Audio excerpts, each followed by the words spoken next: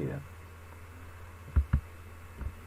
Que Eclipse es un lenguaje para programar sistemas basados en conocimientos diseñado por el Centro Espacial Johnson de la NASA, con el propósito de ofrecer herramientas para el desarrollo de sistemas expertos que fuera portable, de bajo costo y de fácil integración con otros sistemas.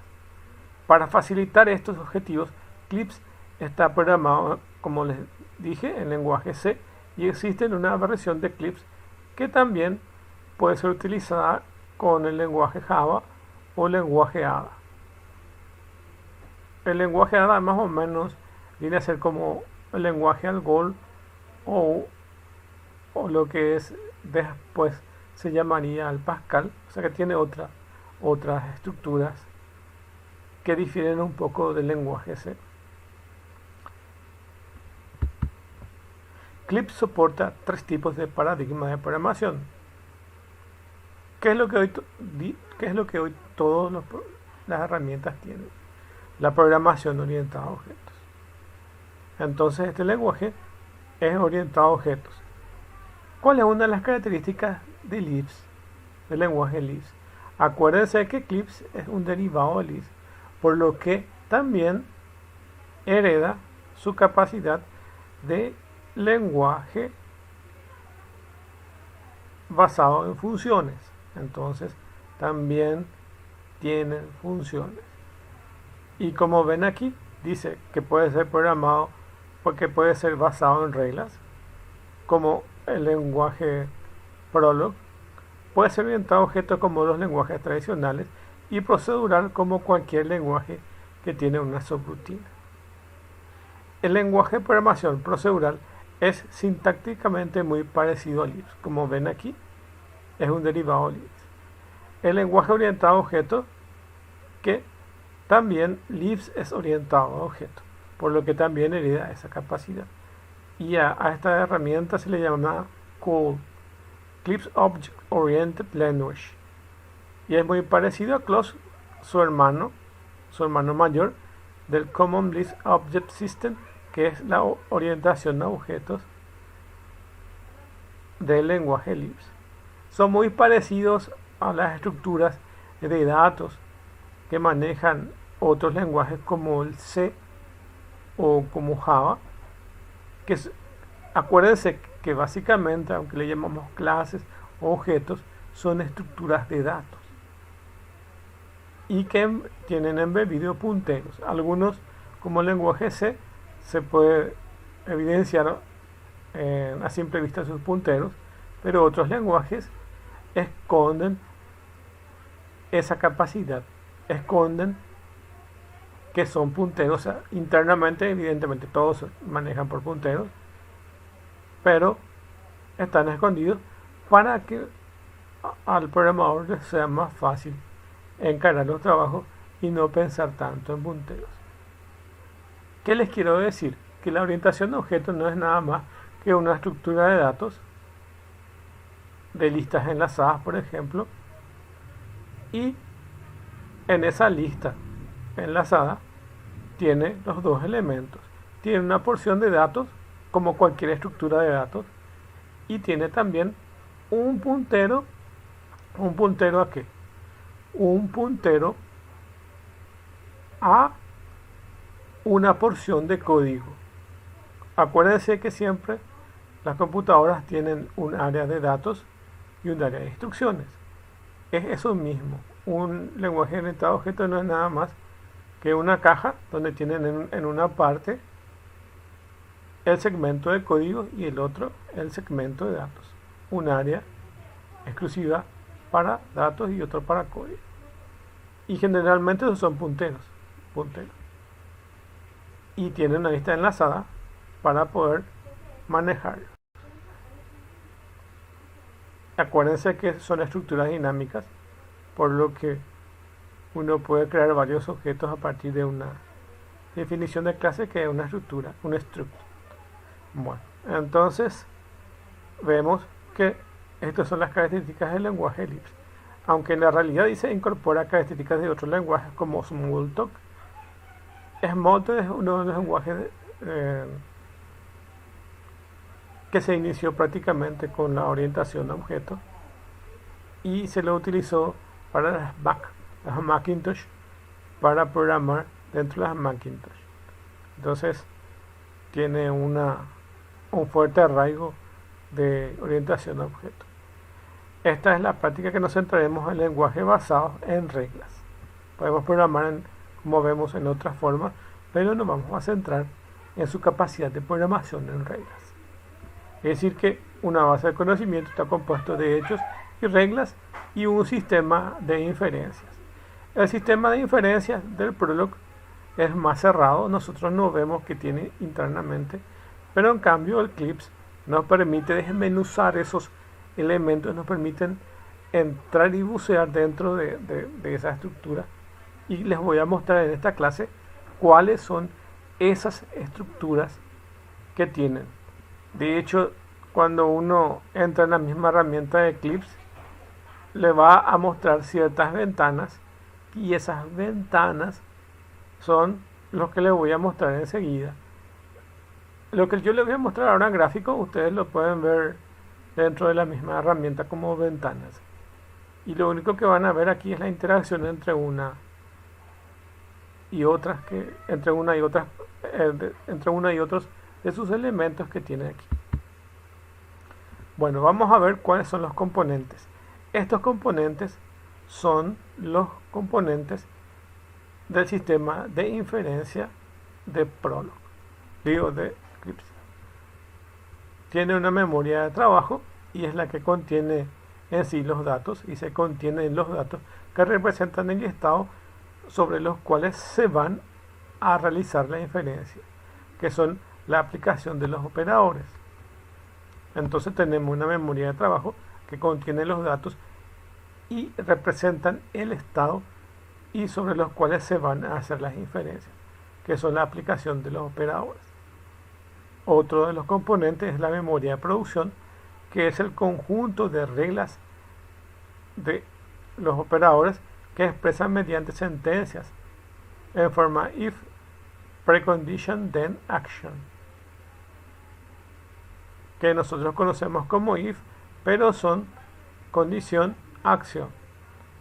Como ya vimos, nosotros vimos los hechos están dentro de la memoria de trabajo y las reglas están dentro de la memoria de producción. Acuérdense eso. Dentro de la memoria de trabajo están los hechos y dentro de la memoria de producción están las reglas. Pero es un lenguaje bastante curioso. Si yo les digo que está en esta área de producción, está bien, pero ocasionalmente estas reglas se mueven hacia otras direcciones dentro del proceso de ejecución. Es decir, que empiezan aquí en la memoria de producción y se van moviendo hacia otros lugares. Les voy a mostrar en momentos cómo es eso. Entonces tenemos los hechos que están dentro de la memoria de trabajo, y la memoria de producción están las reglas con el formato si, condición, acción. Entonces también tenemos el motor de inferencia, que es la parte pensante del sistema, así por decirlo de esa forma, que tiene un motor de inferencia que selecciona una regla de las que se adecuan a la configuración de datos que se ejecuta. El ciclo de control usado por los motores de inferencia se denominan, este ciclo de trabajo se denominan, como ven aquí, reconocimiento, acción, y consta de estos pasos que figura acá, que es el reconocimiento, selección y ejecución. Bueno, pasa que acá pueden tener una lista larga de reglas y aquí pueden tener una lista larga de hechos, y lo que hace el lenguaje es tomar regla por regla. Imagínense que tengan 10 reglas y entra en un ciclo, imagínense que tienen un ciclo y dentro de ese ciclo toma la primera regla y verifica si cumple las condiciones. Si cumple las condiciones, mueve esa regla a otro lugar. Y así sucesivamente va moviendo esas reglas a otro lugar y luego compara esas reglas seleccionadas y de entre ellas una sola es la que se va a ejecutar. Es decir que tenemos por ejemplo, de 5 que se han seleccionado, que son las candidatas, justamente así se le llama reglas candidatas, y de esas reglas candidatas se selecciona una. Entonces, a partir de esa selección de reglas candidatas, se obtiene una y esa es la que se va a ejecutar. Y se ejecuta dentro del ciclo que está figurando acá, que se llama reconocimiento, actuación y ejecución, como ven acá. Entonces se reconoce, se selecciona y luego se ejecuta. Se vuelve a tomar otro y así sucesivamente. Eso en el caso, evidentemente, que exista una regla que satisfaga las condiciones. Como ven acá, if, condición, entonces acción. Bueno, entonces si satisface esta condición, se va a ejecutar una acción, y esta acción lo que generalmente hace es producir una información en acción o modificar un área de trabajo o modificar un hecho que ya estaba definido o agregar otro. Entonces, en acción lo que se puede hacer es agregar un nuevo hecho dentro de esta memoria de trabajo, o bien generar un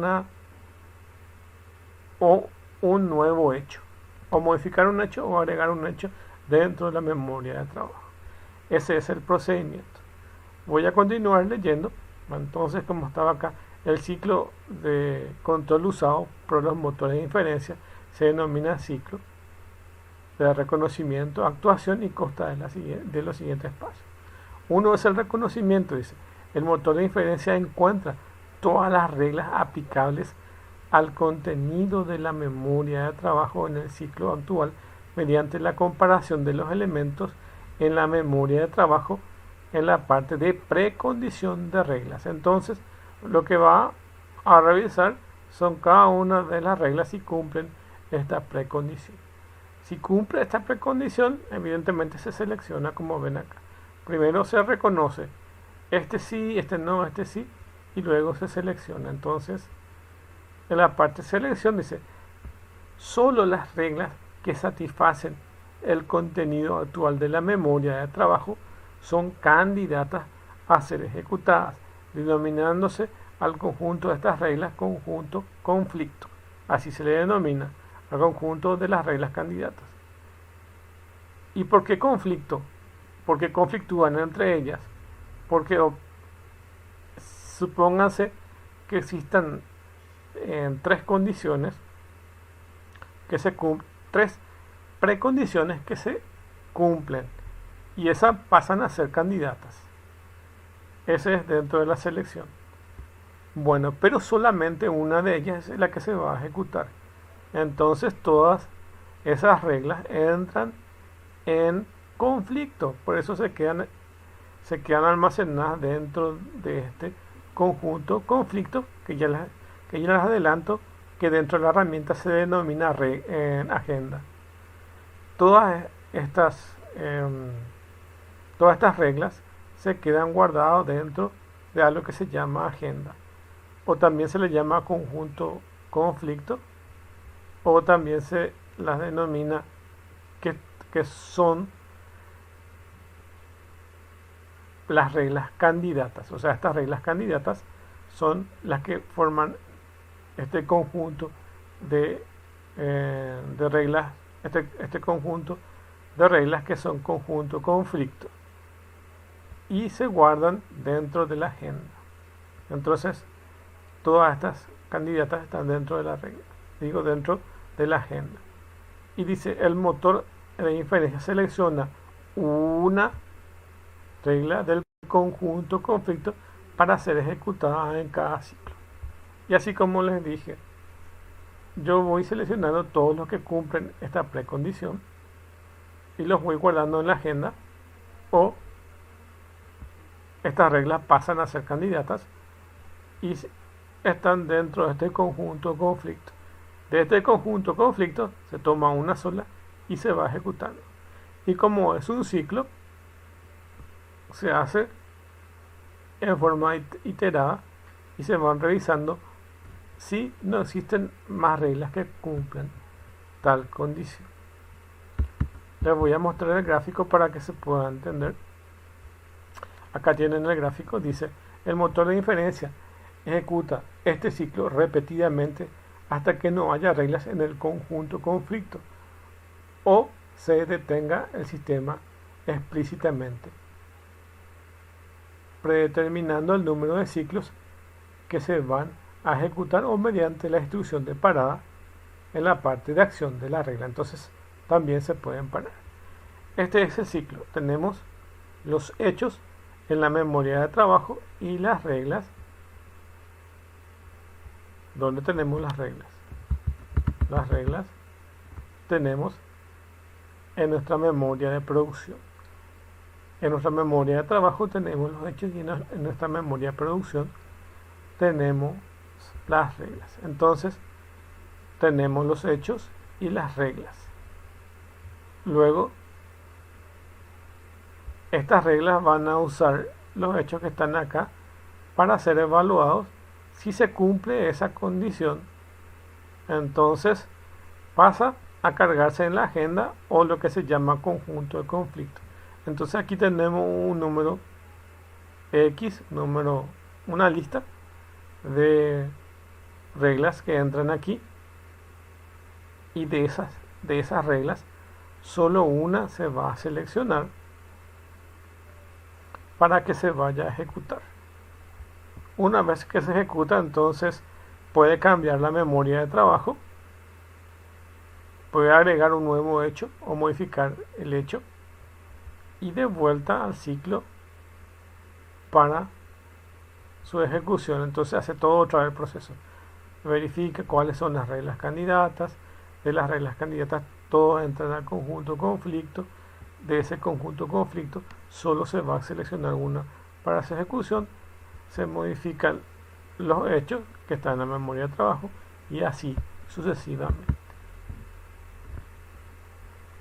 Entonces aquí tenemos otra forma de ver, y aquí está lo que yo les dije en la agenda, pero les voy a mostrar cómo es eso en la herramienta. Tenemos las reglas y los hechos y las reglas.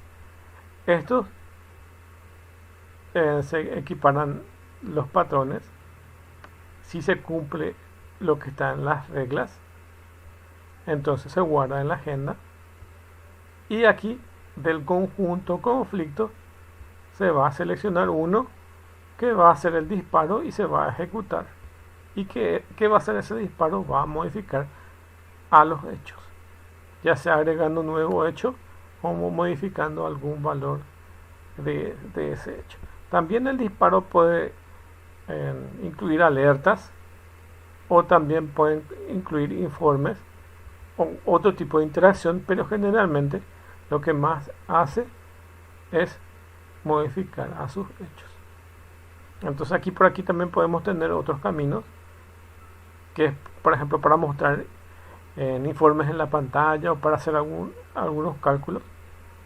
Bien podría pasar por aquí el disparo, pero en general lo que se busca es que afecten a algún hecho.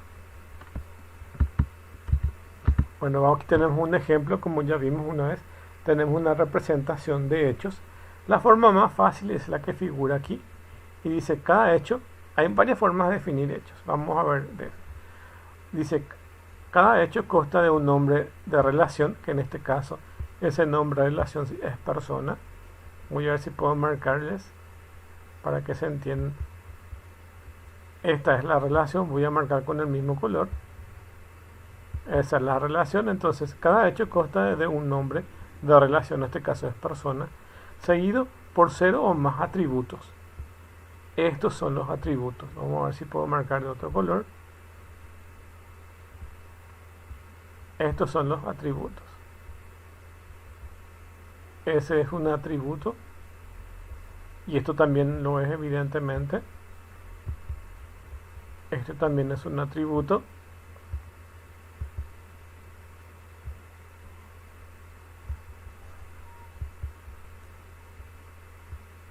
Entonces, ¿de qué está compuesto? Los hechos está compuesto de relaciones, también está compuesto de atributos. Ahí le marco los atributos y evidentemente sus valores asociados, que los voy a marcar de otro color. Tiene valores asociados. ¿Y cuáles son los valores asociados?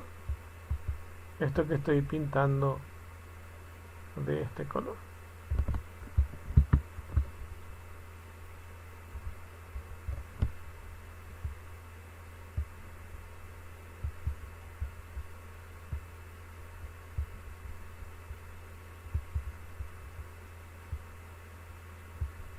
Entonces, esta es la estructura de un hecho, la forma más fácil de definir un hecho.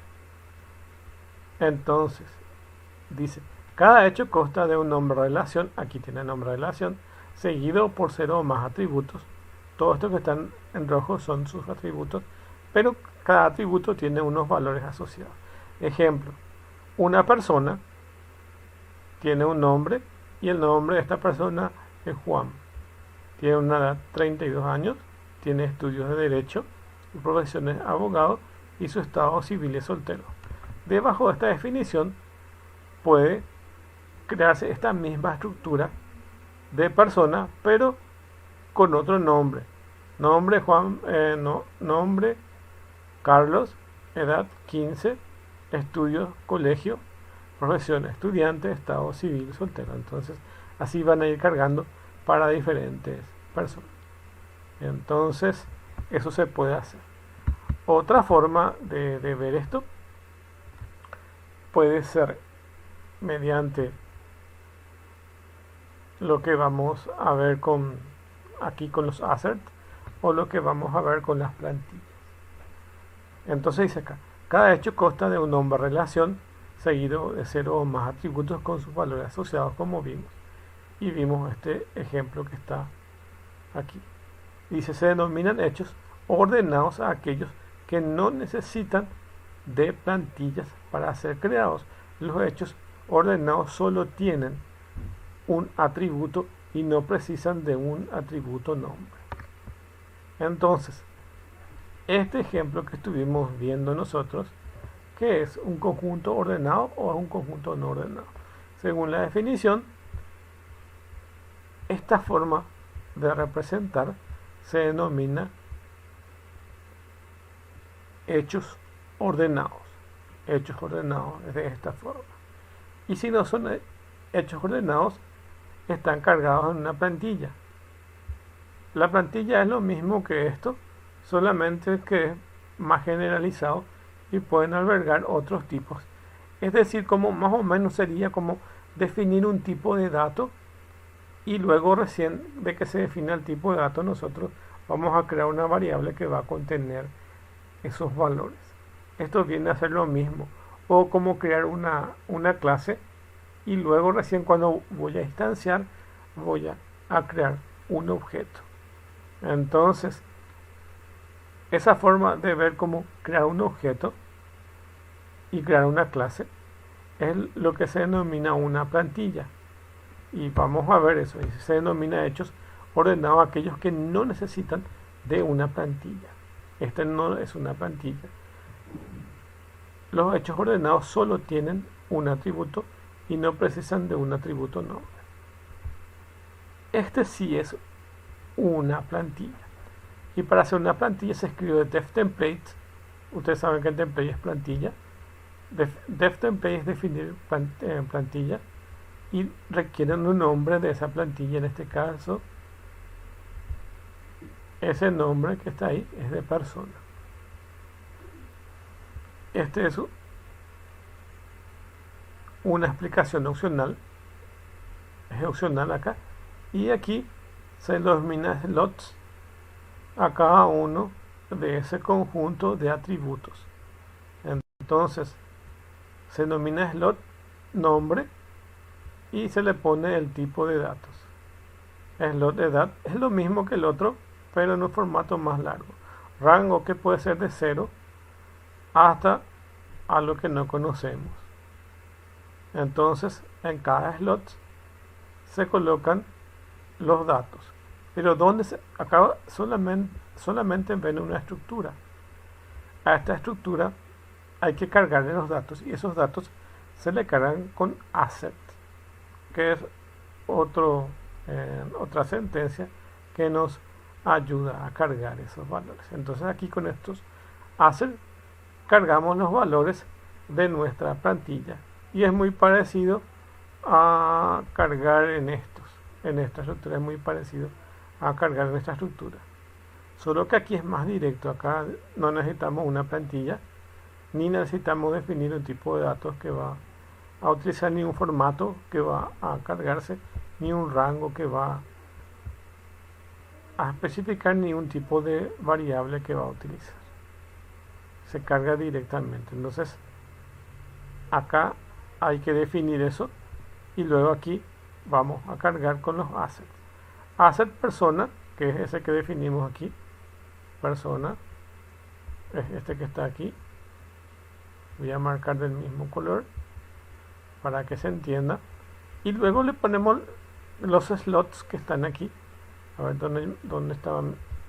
Acá nosotros definimos unos slots y se les llama de esa forma: slot nombre, slot de edad, que viene a ser la misma cosa que nombre de edad, solamente que slot se usa cuando se usa una plantilla. Entonces cada vez que vamos a usar la plantilla, cada uno de los atributos tengo que antecederle la palabra slot y luego se escribe el nombre del atributo y el tipo de datos que va a contener.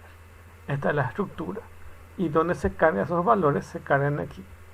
Tengo que crear este assert con este nombre que se llama persona y cargarle su atributo. Entonces persona tiene un nombre y te ponen el nombre, tiene una data, entonces vuelven a cargar esos datos. Este es de 1. Fíjense que como se abre acá el paréntesis me permite crear 1, pero yo debajo, sin cerrar completamente esto, puedo seguir cargando otros. Entonces aquí tengo otro y puedo cargar otro. En este caso cargué 2 personas. Es otra forma de hacer. Cuando uno escribe facts aquí, esto en la línea de comandos, entonces facts son los hechos y facts son los hechos. O sea, fact sería un hecho y facts son los hechos en plural. Entonces me va a mostrar todos los hechos que yo había definido. En este caso definí 1 y 2. Entonces me va a mostrar el nombre de Vitorino y me va a mostrar luego el nombre de Macarena. Entonces me va a mostrar el primer fax, que es Vitorino, y aquí la herramienta le enumera y lo numera desde números desde 0 hasta n-1. Entonces en F0 está el primer fax y en F1 está el segundo fax. Entonces va a denominarlo de esa forma. Y si hay más definiciones aquí, es esto copiar aquí y pegar uno más. Evidentemente tengo que tener en cuenta esto, que es el tema del donde se abren y se cierran los paréntesis. Mucho cuidado de eso. Por eso fue muy útil a lo largo del curso haber tratado de interpretar cómo funciona el is para poder llegar a esto también. Entonces también poder entender eso. Entonces llegamos ahí y ya podemos entender que esto se abre y se cierra de esa forma. Entonces aquí tenemos en total 2 facts. Luego podemos continuar hablando de esto y dice acá: la memoria de producción está constituida por reglas. Las reglas representan el conocimiento sobre la resolución del problema de un dominio específico incluyendo reglas físicas, conocimiento heurístico o reglas de experiencia. Por ejemplo, consideremos los hechos y las reglas que necesitamos para monitorizar y responder a posibles emergencias de un edificio. Informalmente podríamos expresar el conocimiento mediante reglas de la siguiente forma. Si la emergencia es incendio, entonces la respuesta es activar los extintores de incendio. Eso podría ser nuestra definición de reglas. Las reglas dijimos que se guardan en la memoria de producción. Entonces, en un lenguaje tradicional sería de esta forma. Si la emergencia es incendio, entonces la respuesta es activar los extintores de incendios. Esto que está acá, activar los extintores de incendios, tiene que ver con el tema de la retroalimentación que iba a cambiar, iba a cambiar los hechos en la memoria de trabajo. Entonces tenemos de esa forma. ¿Y cómo se hace eso dentro de este lenguaje? Se describe def rule, emergencia, incendio, su nombre. Esto es un nombre opcional, un ejemplo de regla. Luego se pone la condición o precondición. Si la emergencia es de tipo incendio, entonces, así se hace entonces, y se requiere un asset para modificar los hechos. Entonces, el asset de respuesta es acción activar extintor de incendio. Entonces, ¿qué se puede hacer aquí? Por ejemplo, si uno hace un sistema de control en una industria, puede programarlo de esta forma y dependiendo de qué sensor se active en una industria, entonces actuar a través de evidentemente estas reglas, modificando los valores de qué, de los hechos y acomodando los hechos. Entonces la respuesta es activar el extintor de incendios. Bueno, aquí tenemos un ejemplo. Aquí definimos un template de persona que va a tener nombre, ojos y pelo, y luego definir los hechos. Vamos a definir las reglas y dice def rule, buscar ojos azules, y dice este es su hecho. Si la persona que tenga el nombre que no sabemos, eso es lo que vamos a buscar, quién es la persona que tiene ojos azules, que tenga ojos, así, esta es la condición. Si cualquier persona que esté en nuestros hechos tiene ojos azules y tiene el pelo de algún color, entonces vamos a imprimir el nombre de esa persona. Tiene ojos azules y pelo de color, evidentemente, porque esos son todos los datos que tenemos. Entonces, en nuestro defacts vamos a definir esto, persona, y vamos a cargar los nombres acá. Es como cargar una base de datos. Su nombre es Juan y tiene ojos azules, entonces su pelo va a ser castaño. Luego, nombre Luis, que tiene ojos verdes y pelo rojo. Luego cargamos otro dato, Pedro, que tiene ojos azules y pelo es rubio. Y luego vamos a tener otro que es María y tiene ojos castaños. Y dentro luego va a recorrer, una vez que le damos run o run, va a recorrer,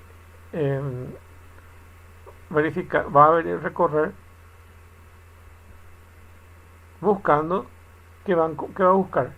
Va a buscar todas las reglas candidatas, y de esas reglas candidatas va a elegir una y va a ejecutar, y luego va a entrar en el ciclo a buscar otra regla candidata. Fíjense en nuestra precondición.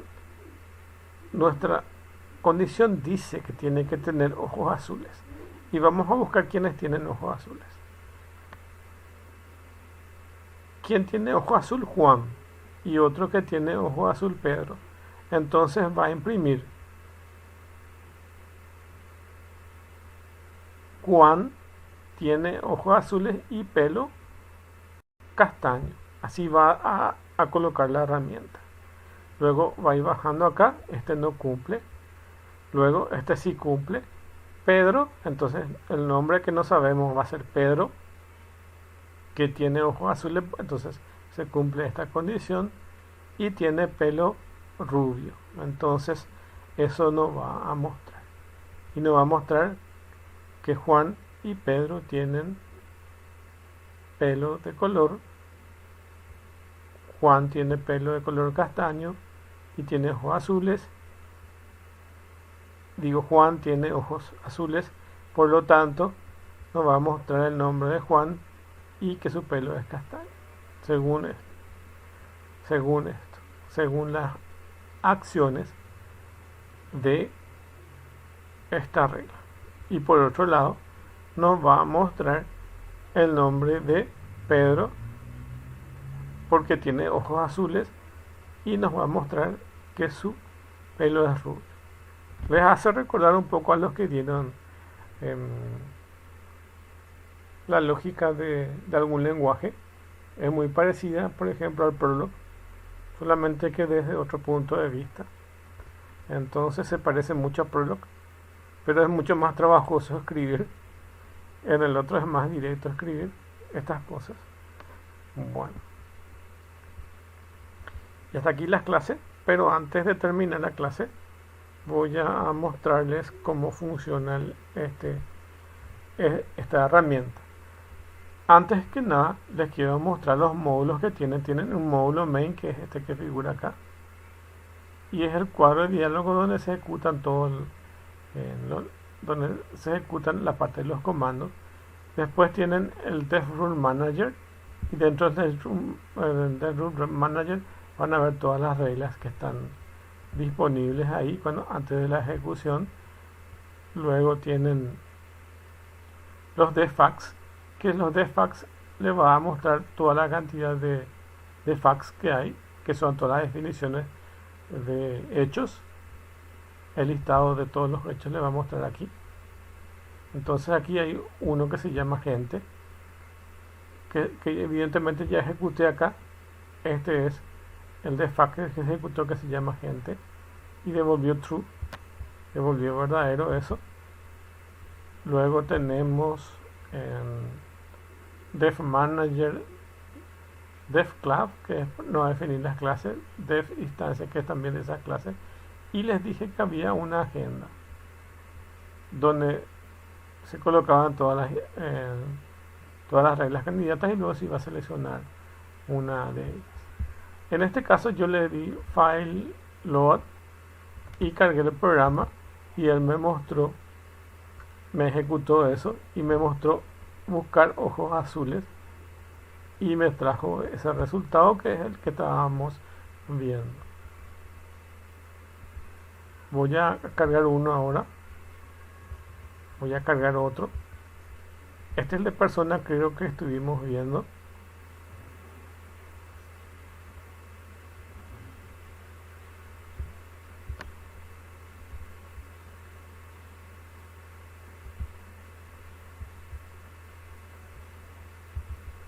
Voy a abrir este de persona, creo que es el mismo que estaba ahí. Entonces acá pueden darle run y se ejecuta esto que vimos ahí. Dice print out el nombre, que tiene ojos azules y del color del pelo, le va a mostrar esta información, y los defags de gente. Entonces aquí definimos el defag gente y nos muestra esto. Y aquí podemos darle reset para volver a iniciar esto, y luego podemos darle execution acá con el run, y nos va a ejecutar esto. Entonces dice acá que se definieron 5 FATs, 1, 2, 3, 4, y evidentemente en uno del que se ejecutó aquí. Entonces dice que tiene 5 facts porque el primero es uno inicial.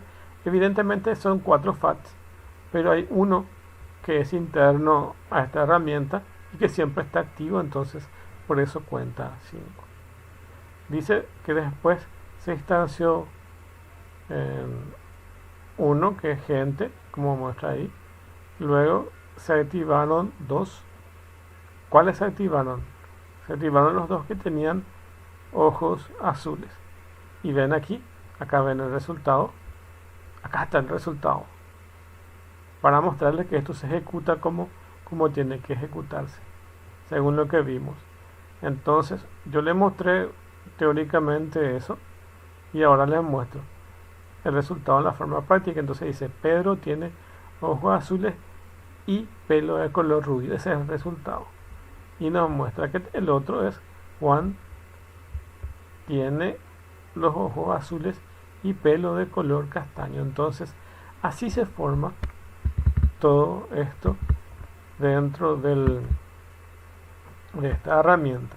Si quieren probar este ejemplo, lo que pueden hacer es bajar el PowerPoint que les dejo, que tienen ahí como material, y bajar este programa de Clips. Se van en la página de Clips. Les voy a mostrar otra vez para que vean el símbolo de Clips. Es este el símbolo de Clips. Se van a esta página de Clips y bajan el programa, lo instalan, lo cargan en este archivo de texto acá en File, New, lo cargan ahí, copian y pegan, guardan con un nombre y luego le dan File, Load, y van a ejecutar esto, o abren con File, ese archivo le dan Reset y luego le dan Run y les va a ejecutar y les va a mostrar el resultado. Yo le llamé persona a este subcódigo fuente y él me pone el .clp, que es Clips, y ahí ven ahí como ejecuta esto y te muestra estos resultados. Esta es una herramienta evidentemente mucho más grande. Hay mucho detalle que se puede verificar, pero es un punto de partida por si a alguien le interese después entrar en más detalle en esta herramienta. Hay videos que pueden consultar, hay materiales, y videos hay unos cuantos más, pero materiales están en inglés, igual que los de Clips, generalmente están todos en inglés, y no son bastante completos, y los que hay de repente son muy largos. Lo que no hay es un tutorial bien hecho, y probablemente pasa lo mismo con Liz que estuvimos viendo. Yo busqué un montón de materiales, pero ninguno satisface totalmente a lo que nosotros necesitamos. Ustedes saben que, por ejemplo, para poder programar en algún lenguaje necesitan algún material de referencia, de referencia rápida. No existen esos materiales aquí de referencia rápida. Existen algunos que se parecen en los de Liz. Existen materiales de tipo referencia rápida, pero son ejemplos nomás así. No son así puntuales para ver casi todas las cosas de la herramienta. O si no hay materiales muy extensos, y eso varía mucho a través de versión o de qué tipo de Liz se utilice. Me van a preguntar por qué no existe, y probablemente no existe material. Creo que hay uno en Amazon de Liz y no hay eso, o casi no hay, mejor dicho, casi no hay, porque probablemente no sería una afirmación de que haya o no haya, o vamos a decir que hay pocos materiales. Evidentemente hay pocos materiales porque el tiempo que se le va a llevar a una persona a realizar estos materiales generalmente lo va a hacer si va a lucrar con esto, y como el mundo de los que van a utilizar Clips o van a utilizar Lips es menor, entonces probablemente no sea una buena estrategia comercial para alguien que se va a dedicar a hacer libros o a hacer materiales. Entonces, por eso es la poca cantidad de materiales, que es un punto negativo dentro de estas herramientas. De hecho, son pocos los sistemas basados en conocimientos, nada más que de repente en el ambiente académico hay bastante, y después solamente pocas empresas que se dedican a hacer. Hay un ranking de gente que programa en Lisp y generalmente están en Estados Unidos, por lo que son teletrabajos los que existen. Por si alguno quiera trabajar en Lisp, puede profundizar más eso y puede conseguir trabajo, pero tener en cuenta que es un lenguaje bastante complicado por el tema de los paréntesis, por lo que si se les borra un paréntesis de su código fuente, poder encontrar eso, tienen que tener una paciencia y una atención y el conocimiento bastante de esta herramienta para que les pueda ser interesante trabajar con estas herramientas. Y generalmente son teletrabajos para empresas que tengan sistemas en estos lenguajes como Lisp. Bueno, y hasta acá las clases, entonces nos vemos la próxima. Importante, cargue sus trabajos en esta semana de, de los trabajos prácticos. Sí, ya sé que estamos muy cargados, tanto los docentes como ustedes, los alumnos, están muy cargados por el tema de que están los parciales, y de los parciales luego tienen que entregar los trabajos prácticos, y están muy cargadas las agendas de las actividades que hay, y nada más que pedirle que se tomen su tiempo si pueden y realizar los trabajos prácticos y poder entregar a tiempo para ganarse los 10 puntos, y desearles suerte. Ya nos queda muy poco para terminar las clases y nada más eso. Entonces con eso nos vemos la próxima.